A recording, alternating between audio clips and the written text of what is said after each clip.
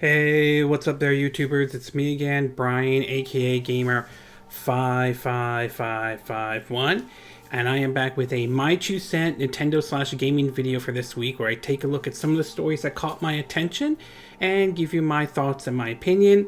I hope all of you are staying safe out there. These are certainly tough times right now, and I'm sure you've probably all been seeing what's been going on the news lately, though, which we'll get to in part 4, because it has to do with a lot of companies responding to, the whole racism and George Floyd kind of a situation. So I'll get to that in part 4. But before we get to that, there are 3 other parts I want to cover for this My 2 cent, though, including several pre-orders supposedly popped up for the Nintendo Switch and then kind of disappeared afterwards, though. Saber Interactive making a interesting comment that they recently made, and a Take-Two Interactive responding to sort of with the whole situation with Stadia and cloud gaming, to even NVIDIA making some changes to their GeForce Now. Now, before we get started, we'll do a quick rundown on what is the quick My 2 cent part, where some of the stories caught my attention, and it didn't catch my attention on the 4 that I'm going to be talking about, but still worth mentioning, though. The first one is, of course, The Outer Worlds, as we all know, has come out for the Nintendo Switch, and recently this week, the developers, Virtuos and Obsidian and Private Division, came out talking about the game in terms of, ranging from motion controls, and the fact that their claim is that the game will be 1080p when docked, 720p when undocked, running at 30 frames per second. Now, videos have already come out about it, and there are basically, based on some of the videos that have come out about The Outer Worlds on the Nintendo Switch, it doesn't seem to be that may be the case. Digital Foundry did a video on it, and they're saying that that while the game is ambitious, it's not good enough. They're pointing out frame pacing and all that stuff, and most of the reviews have been kind of mixed.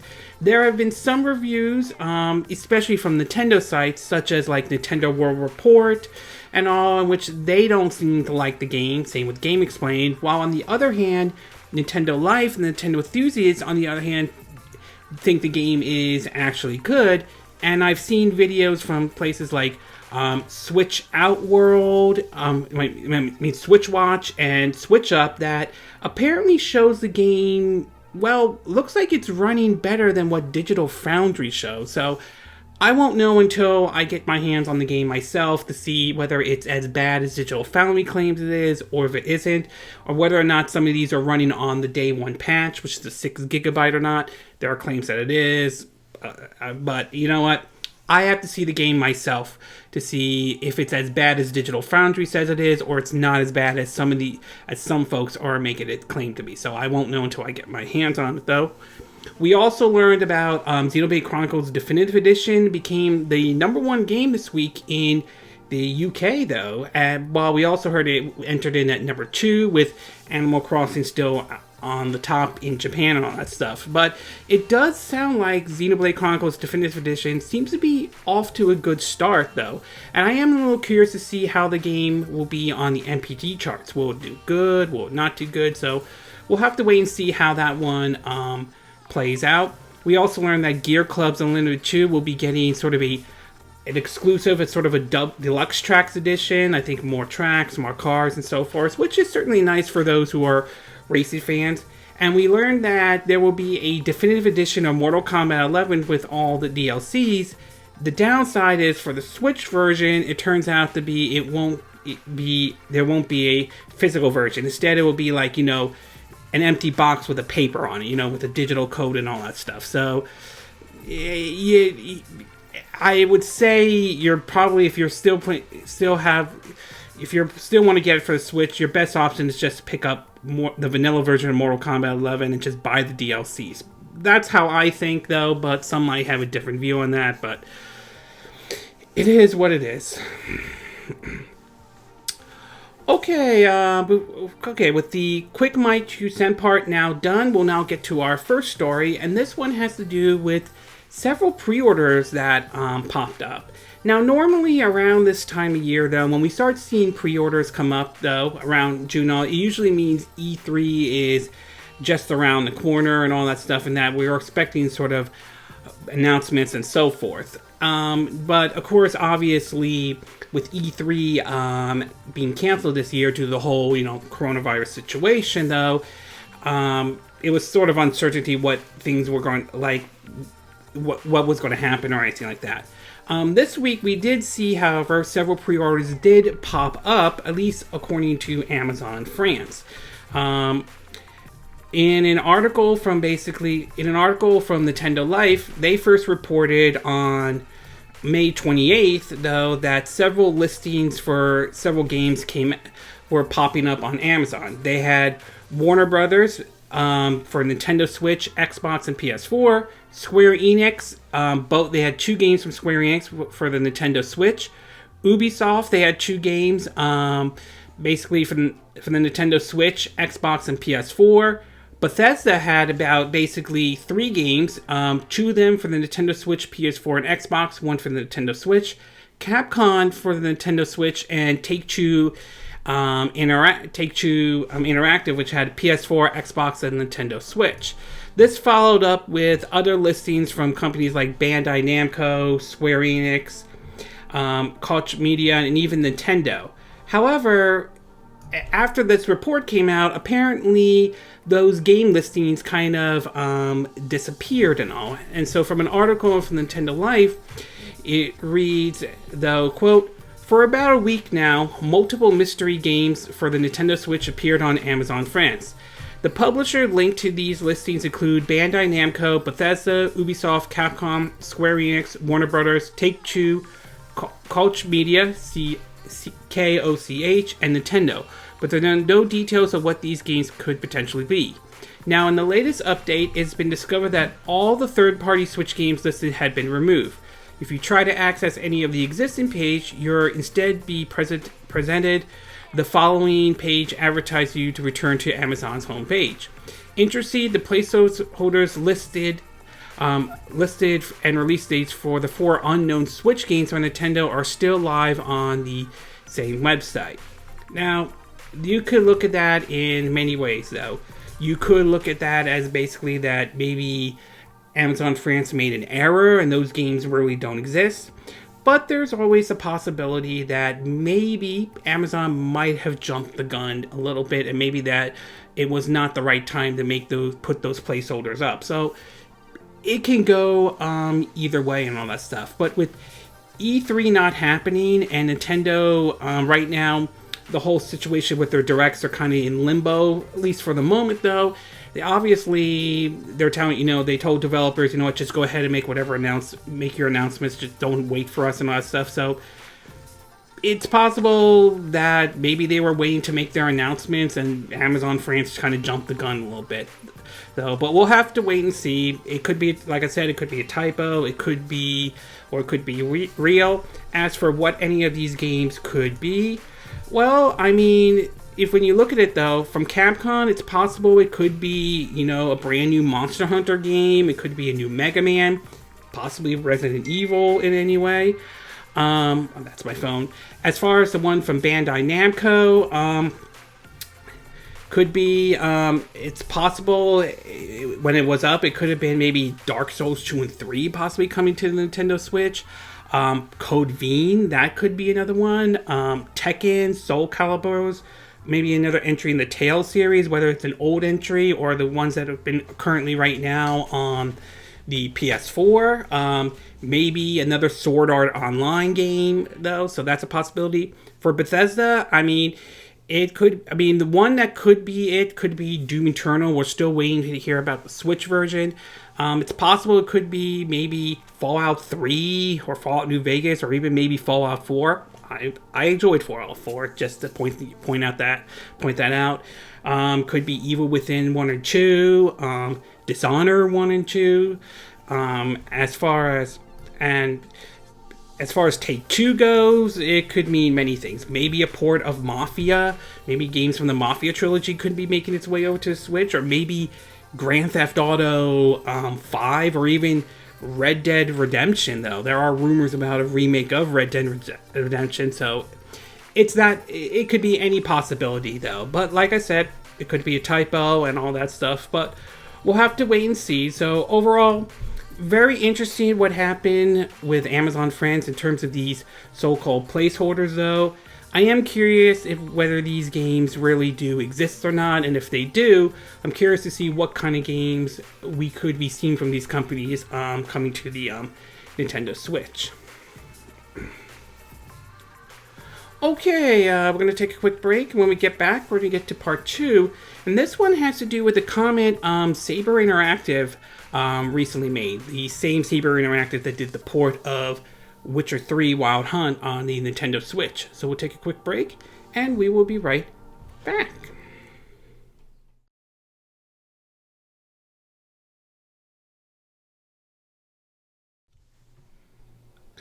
Okay, and we are back with part 2 of our My 2 Cent video, and for this one, we're going to be talking about Saber Interactive, though. Now, I'm sure most of you have heard of the name Saber Interactive before. They are considered a port house, much like how Virtuos and Panic Button and all that stuff. And they have recently made a name for themselves, much like what Panic Button did when they brought Doom and Wolfenstein 2, the new classes, over to the Nintendo Switch.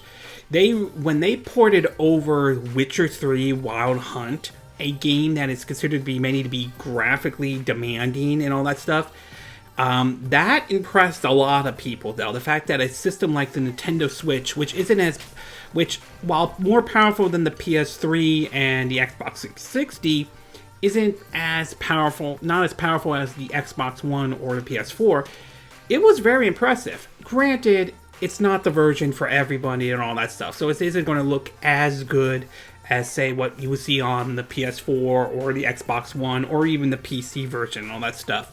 But the fact that they were able to pull that off and put as much as everything they could, even in a 32-bit gigabyte cartridge, is still very, very impressive. And my mouth dropped when I saw the first trailer of Witcher 3 Wild Hunt on the Nintendo Switch and all that stuff. But it looks as though Saber Interactive is not done with the Nintendo Switch and believes that there's more that can be taken out from the Nintendo Switch. In an article from WCCF Tech, the CEO made some interesting comments about the Nintendo Switch, and they point out that it has untapped power left. So from the article reads, quote, Nintendo Switch fans certainly didn't hope that they would be able to play The Witcher 3 on their platform prior to the announcement at E3 2019. Many assume the less powerful NVIDIA Tegra X1 based hardware may not be able to handle the big open-world action RPG developed by CD Projekt Red. But Saber Interactive managed to craft an impressive port and even improve upon its post-release with some big updates featuring performance optimization as well as touch controls and cross-save support with the PC version. Saber earned a reputation for the Nintendo Switch port over the years, which... Thank you. Sorry, something popped on my phone. Okay. Anyway, which is why we inquired with the CEO and founder Matthew Carch in our recent interview. While rumors of a Nintendo Switch Pro abound, does the current hardware still have any juice left in it? Apparently it does. Matthew also teased that some upcoming games may surprise Nintendo Switch fans in this regard. In some of the comments he made, he said, quote, the upcoming Switch version of World War Z is actually more challenging than the port of Witcher 3. It's worth pointing out they're also handling this, I believe, the Switch version of Crysis, though, which has been known to be a graphically demanding game, to be exact. Anyway, the comment is, we are a big fan of the Nintendo Switch and feel there's still a lot of great potential in the hardware and the platform. We've had enormous success so far, launching many titles on the Switch, and we are continuing to develop for that platform. We do feel there is more developers. We do feel there is more developers can get out of the Switch hardware, and we think fans will be surprised at some of the upcoming Switch titles for it. Now that's kind of interesting to hear them make a comment like that, though. Very similar to what Virtual said about bringing, PS5 and Xbox Series X games over to Nintendo Switch, although some there are some out there that are having doubts after seeing, you know, the Outer Worlds on the Nintendo Switch. Again, I haven't played it yet, so I have to see for myself, all that stuff. But it is very interesting for Saber Interactive to make this comment. So, what games could they be talking about? Well, I mean, it could be many things. It could be, say, something along the lines of maybe Rockstar will go to them to bring over Grand Theft Auto 5, or maybe a title that I still think it's impossible, but I can't rule it out. Red Dead Redemption 2, there have been rumors of that going around lately. I still have my doubts about that game coming over. I still think you have a better chance seeing the first Red Dead Redemption come over than Red Dead Redemption 2, but I could be wrong. Even with working with CD Projekt Red, maybe, just maybe though, they could pull off and bring something like, say, the upcoming Cyberpunk 2077 over to the Nintendo Switch. Now, again, we don't know if any of those games will happen or anything like that, and it could be wishful thinking. So I don't want to raise the expectation too high on this, but I am very curious to see what Saber Interactive has to show for the Nintendo Switch, if they're saying there's more to it that the developers can take out of it. So overall, very interesting comments that Saber Interactive has said, and I'm very curious about what else they could get out from the Nintendo Switch. Okay, we're going to take a quick break, and when we get back, we're going to get to part 3, and this one has to do with cloud gaming, and this one has to do with a comment Take-Two Interactive made in regards of cloud gaming, somewhat mostly towards Stadia, to NVIDIA changing some of their policies, which we'll see if this helps stop, games leaving the service and all that stuff. So we'll take a quick break, and we will be right back.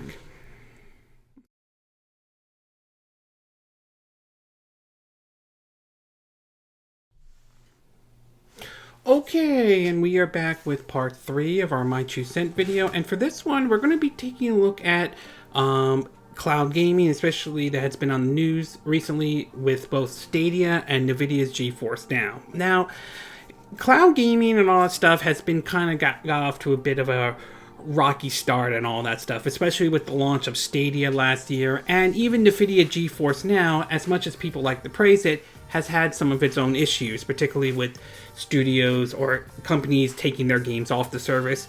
Stadia, on the other hand, let's just say it has got off to not exactly a great launch. The free tier wasn't available. Some people had issues with it and all that stuff. And it was a question of who Stadia was targeted and all that. Now, I did a review of, or thoughts of Google Stadia, and I tried it out on my iMac and all that stuff, and I don't think it's as bad as some on the internet make it sound like it is and all that stuff. And there are certain things I do like, especially like a game like, say, Red Dead Redemption 2 that was able to load very quick compared to how it would be on my PS4 and all that stuff. But I won't deny that the service certainly has some stuff it needs to iron out. Yes, I think the potential was there, but Google still has its work cut out to iron out some certain areas. And it looks as though a comment made by Take-Two Interactive seems to point towards the fact that maybe there was a lot that was promised, or like overpromised, or it didn't live up to the expectation that, at least that's what they were thinking and all that stuff. So the first article from GameSpot reads that Google Stadia overpromised on what it could do, says Take-Two CEO. Take-Two CEO Strauss Zelnick, again, I apologize, I'm not saying his name correctly, says that Google Stadia overpromised on its technology and didn't seem to expand the market like it had hoped. In a talk with the Bernstein Annual Strategic Decision Conference, Zelnick explained why the company has supported the release of streaming, and he doesn't sound positive on it doesn't sound positive on the platform. Streaming technology is upon us, he says. The launch of Stadia has been slow. I think there were some overpromises on what the technology could deliver, and some consumers' disappointment as a result. Most of his comments were, though, focused on the business aspect. Zelnick was critical to that point as well, appearing to suggest it doesn't have immediate plans for Stadia, and stressed that it wasn't the game changer it was made out to be. Anytime you broaden distribution, you potentially broaden your audience, which is why we supported the release of Stadia with 3 titles initially and will continue to support high-quality streaming service as long as the business model makes sense. Over time, I believe streaming will work. The belief that streaming was going to be transformative was based on views that there were loads of people who really had an interest in interactive entertainment, really want to pay for it, but just didn't want to have the console. I'm not sure that turned out to be a case. He also empathized that subscription models and streaming are 2 different things that don't necessarily connect. You can have a subscription model without streaming, as in Game Pass, or stream without a subscription like Stadia. In the past, Zenek has been bullish on streaming and skeptical of subscription. Now, I know not everyone will agree with what a CEO has to say, and some people have a disagreement with what the CEO has done in the past, including some of his actions and all that stuff. But I will say he kind of makes a point, though. While I still believe Google Stadia has potential, though, I think it definitely did not get off to the best start it could have, and obviously it's not going to be the big game changer as of right now or anything like that. I still think cloud gaming has potential.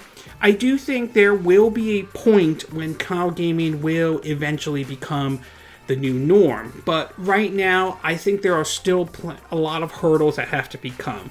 Whether it's people having access to the internet to be able to play this, not everyone has a solid internet connection, to the whole issue of really ownership. And as we saw with the whole situation with NVIDIA GeForce Now, we saw some companies were pulling their games off the service, thus bringing up the whole issue of ownership right out of the gate. So there's a lot of stuff that needs to be overcome, and combined also with Google's reputation of killing off something after they create it, though, there is that kind of issue right there. Now, do I think this is the end of Stadia or anything like that?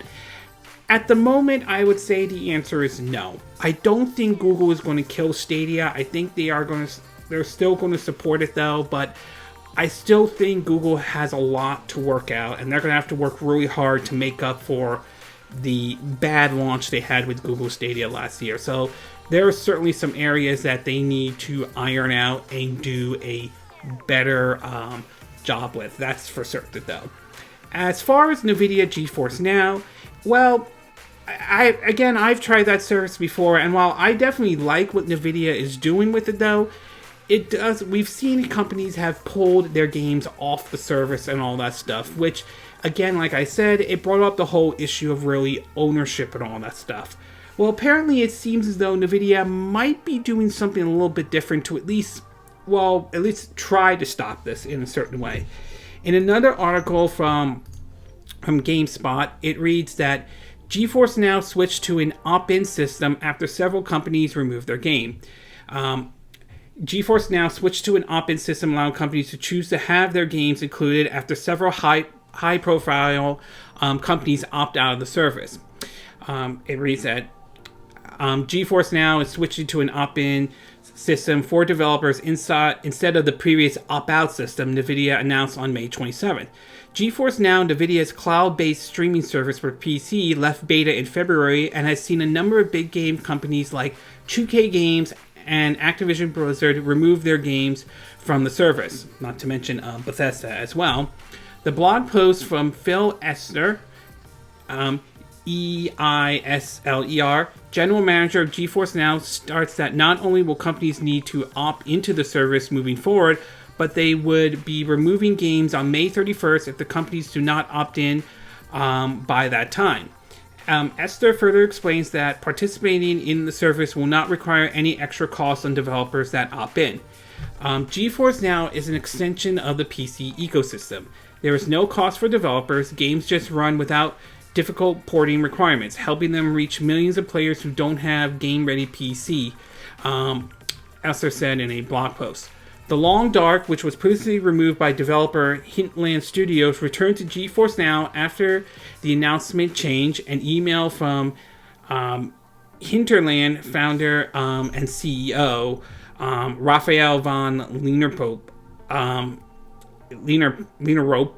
I apologize for not saying the name, said, Back in March, I decided to remove The Long Dark from NVIDIA's GeForce Now gaming streaming platform, as I disagree with our games being incorporated into the service without our consent, he said. I applaud NVIDIA for embracing this opt-in approach and for their support of independent independent creators like Hinterland. The post went on to say that there are more than 2,000 games already committed to the service.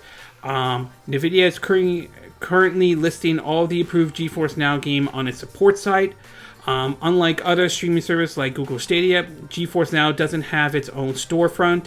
Instead, you use their existing libraries for service like Epic Games and Steam. The service also offers a limited play session before having to reconnect, with 1 hour session for free users and a 6 hour session for paid users. So, assuming this is all true, hopefully this will be better for NVIDIA going forward, because I know a lot of people do not like to see a lot of their games, no one pulled out of the service, especially if you paid money on Steam and all that stuff. I'm hoping this certainly addresses the issue going forward. Again, I believe both NVIDIA and what Stadia do both have advantages and disadvantages, though. So hopefully going forward, this is a good thing, and this addresses a lot of problem people had with NVIDIA GeForce Now. So overall, good that NVIDIA is doing this, and I certainly hope that means more developers will put more of their games on the GeForce Now surface. Okay, we're going to take a quick break. When we get back, we're going to get to part 4, and this one will probably be controversial to some people, but it has to bring up over what's been going on the news lately, and a lot of companies have started to respond to this, and that is, the death of George Floyd and the whole police brutality kind of situation. So we'll take a quick break, and we will be right back.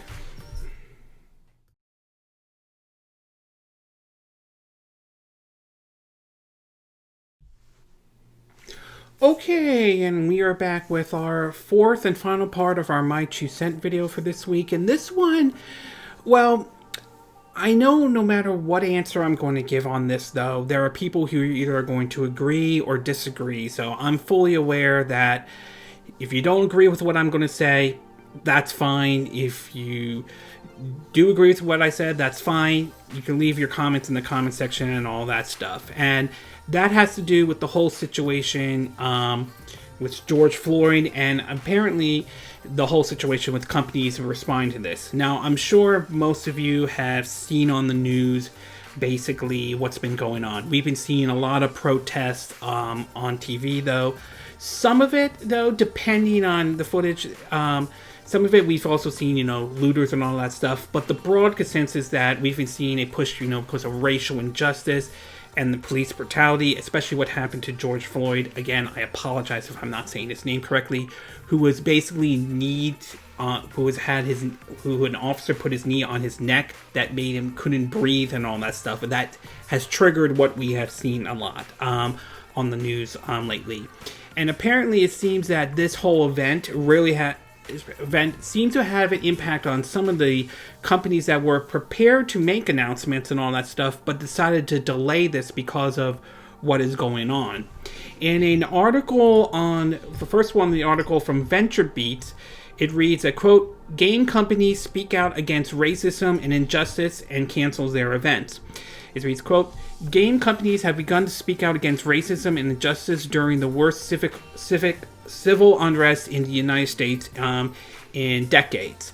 The protests erupted and spilled over into violence after the killing of George Floyd in Minneapolis. White police officer Derek Chauvin, I apologize if I'm not saying that person's name correctly, held Floyd down with his knee on Floyd's neck, and as 3 other officers looked on. Protests grew, violence, arson, and looting in dozens of American cities in the ensuing days, from Santa Monica, California to New York City.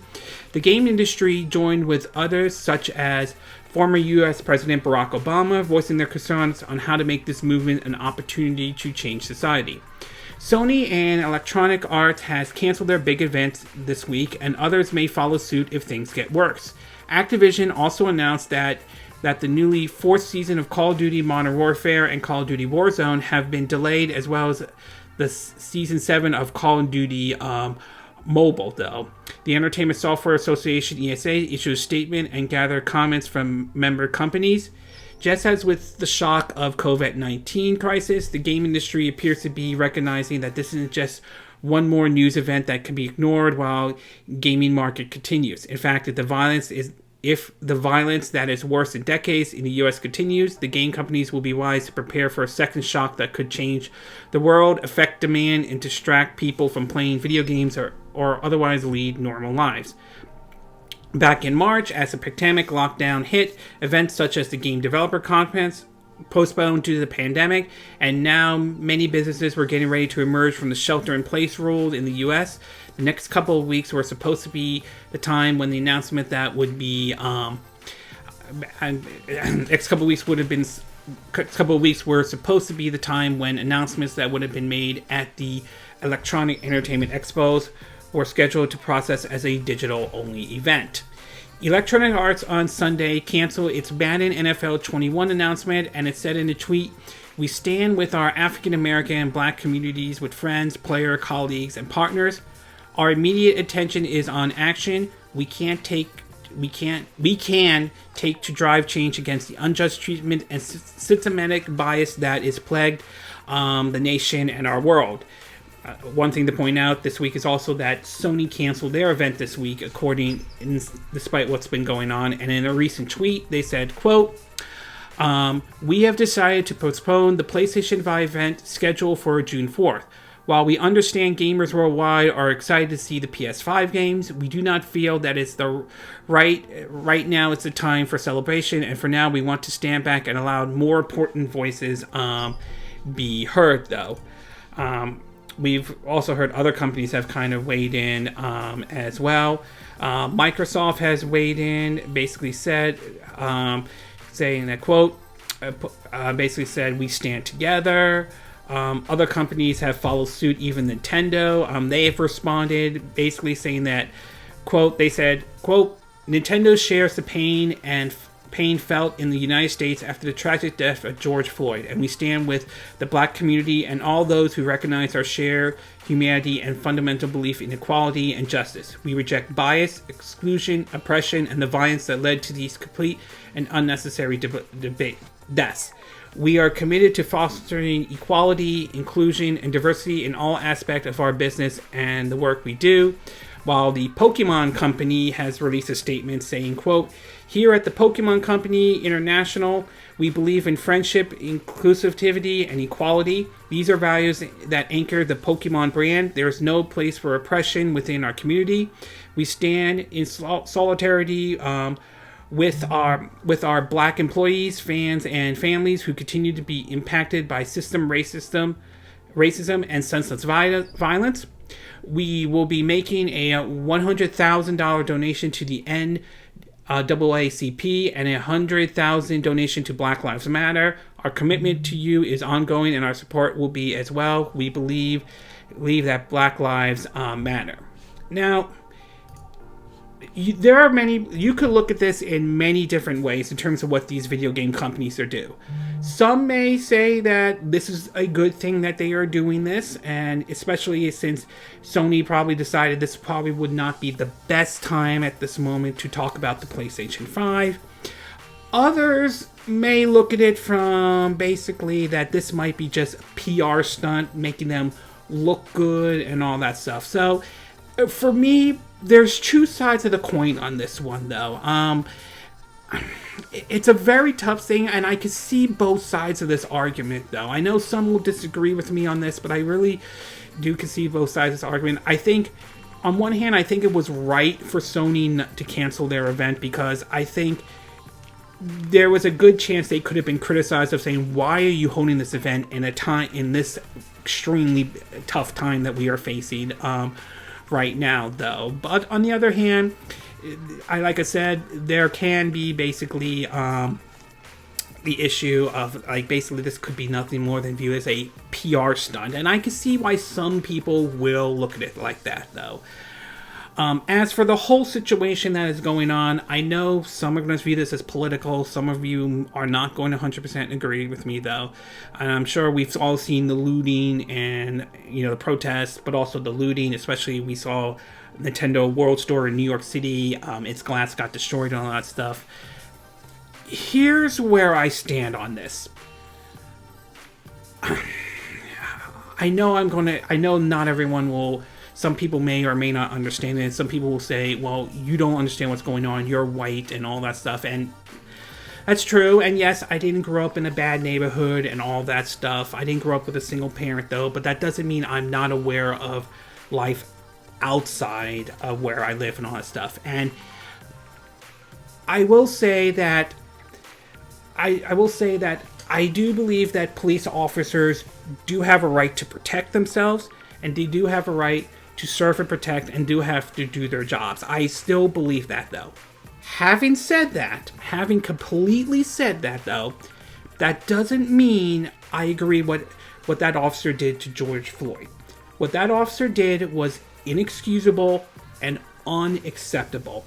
And it does highlight that there is a racial problem in America, and that the issue of police brutality does need to be addressed, and that there is an issue of distrust between communities and law enforcement. Some of it going as far back as the civil rights movement and all that, maybe even further, though.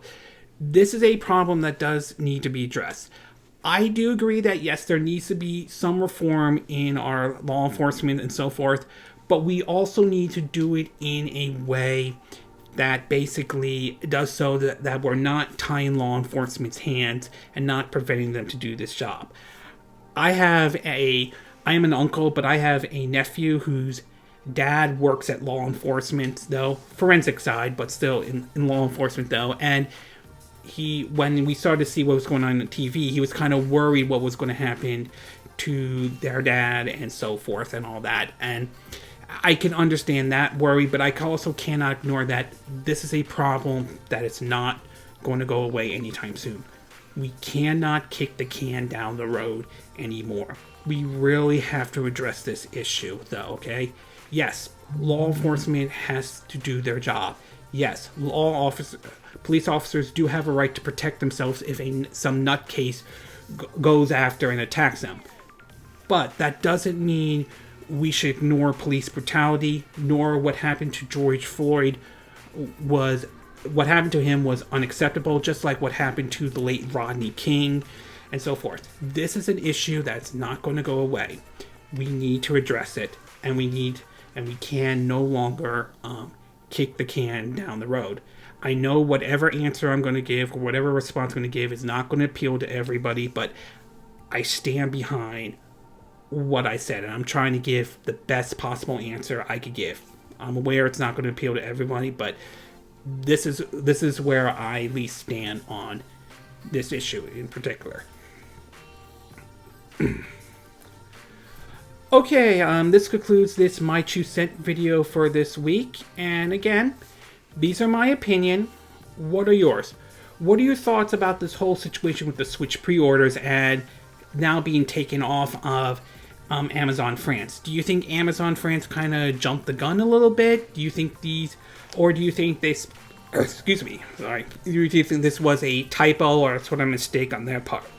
What do you think of Saber Interactive is comments about saying that there's still untapped power left on the Nintendo Switch? Does it give you an idea what Saber Interactive could be bringing over to the Nintendo Switch?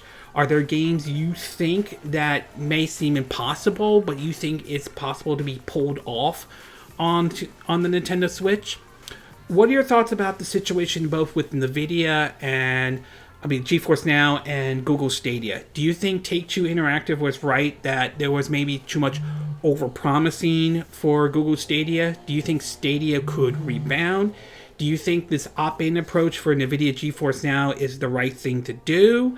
Do you think this will help NVIDIA GeForce Now in the long run? And what are your thoughts about this situation in terms of a lot of these video game companies responding to the whole issue, the whole situation with police brutality and what happened to George Floyd? Do you think it was the right decision to respond to this? Do you think that this is coming off as nothing more than a PR stunt? Do you think it was right for companies like Sony to perhaps cancel their event because of what's been going on lately and all that stuff? Do you agree with what I said? Do you disagree? Do you have a difference of opinion and all that?